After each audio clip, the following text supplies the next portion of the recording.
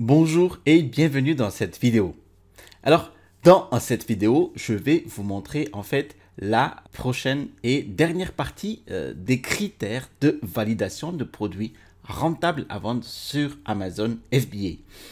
Pour celles et ceux qui ont raté l'ancienne vidéo, donc la vidéo 2 sur 3, vous pouvez retrouver en fait cette vidéo en cliquant le lien situé au-dessus de cette vidéo. Maintenant, nous allons clore cette étude de cas pour valider si un produit est rentable à vendre sur Amazon ou pas du tout même.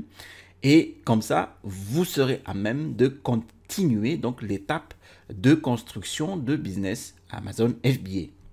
Alors, avant de commencer, n'oubliez pas de cliquer sur le bouton s'abonner ci-dessous pour ne rien rater des prochaines sorties de vidéos. J'essaye maintenant de vous produire de façon donc régulière des vidéos pour justement partager mes expériences avec ce business très rentable. Alors, nous allons maintenant passer sur les prochains critères de validation, à savoir la viabilité du produit. Alors, prochain critère, le produit pèse-t-il moins de 500 grammes? Alors, plus l'article est petit, moins son poids est important. Et effectivement, cela rend l'expédition à partir du fournisseur beaucoup moins chère. Et il rend également les frais d'Amazon beaucoup moins élevés. Prochain critère sur la viabilité du produit. Est-ce que votre produit est petit? Alors, tenez votre main comme cela. Et en fait, le volume de vos mains comme celui-ci fait 8 fois 6 pouces. Et à ce moment-là, imaginez maintenant votre objet. Si elle n'est pas plus grande que vos deux mains rassemblées, alors elle est probablement assez petite pour obtenir les frais de manutention les moins élevés sur Amazon. Prochain critère. Pouvez-vous faire ressortir le produit avec un meilleur emballage? Alors là, c'est un point très important sur la validation d'un produit. L'emballage est vraiment énorme. Avec un meilleur emballage, non seulement vous obtenez plus de ventes, mais aussi un prix élevé. Et vous essayez de faire quelque chose d'assez élégant, comme une bijouterie ou un flacon de parfum. Ils n'ont pas un emballage conçu pour être accroché à un crochet dans un magasin de détail. Sinon, il n'y aura pas assez de valeur pour être vendu dans un marketplace. Prochain critère. Pouvez-vous acheter avec la livraison pour moins de 20% du prix de vente? Alors ici, il faudra faire un petit calcul.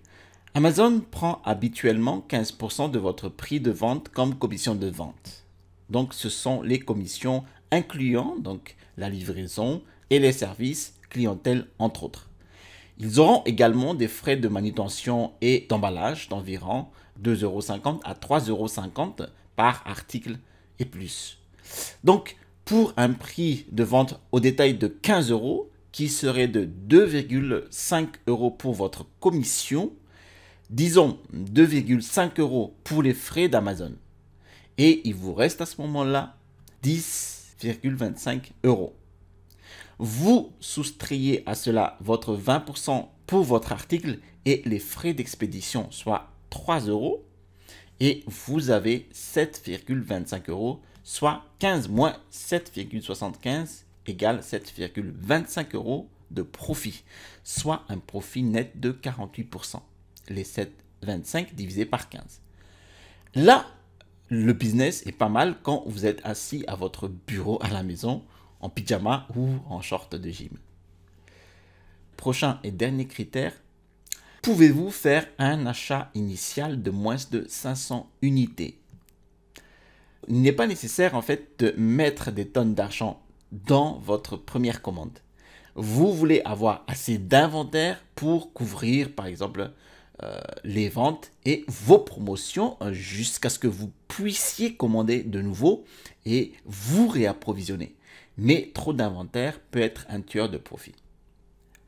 Voilà, maintenant, avec l'ensemble des 3 vidéos que je vous ai données, vous avez l'ensemble de tous les points nécessaires que vous aurez besoin pour valider si un produit est rentable à vendre, est rentable sur Amazon FBA ou pas du tout.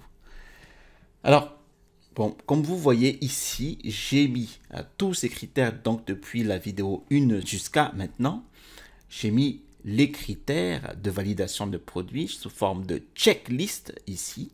Voilà. Et ça commence par un article de marque connu ne domine pas le marché jusqu'à on peut faire un achat initial de moins de 500 unités. En tout, vous avez ici 21 critères de validation de produits. Et sur chaque critère, j'ai attribué des points. Donc ici, en l'occurrence, un article de marque connue ne domine pas le marché. Si vous estimez que l'article, la page de résultats de votre article, donc les articles concurrents parmi les produits concurrents de votre marché, si il existe un article de marque connue qui domine le marché, alors vous n'attribuez pas de points ici. Sinon, si vous estimez qu'il y a un article de marque connu, mais qui ne domine pas assez votre marché, vous attribuez par exemple 2 ou 3 points, selon le cas. Ainsi de suite, ici, le prix de vente moyen doit se situer entre 15 et 50 euros. Après quelques calculs, vous pensez que vous allez vendre par exemple votre produit à 12 euros pour démarrer et ensuite le vendre à 16,95 €. Bon, vous attribuez donc ici les points maximaux. Mais si votre prix de vente dépasse les 50 euros ou est en dessous de 15 euros, vous ne mettez pas de points. Ainsi de suite. Et à la fin, vous mettez ici la somme totale des points que vous aurez attribués pour chaque critère de validation de produit. Et en ce moment-là, ici, alors si la somme totale que vous avez ici est entre 0 et 40, ne le faites pas. Ça veut dire que abandonnez l'idée de vendre ce produit-là, en fait, tout simplement. Si la somme totale est entre 40 et 50, bon, vous ne devriez pas vous lancer dans le business du produit que vous aurez étudié.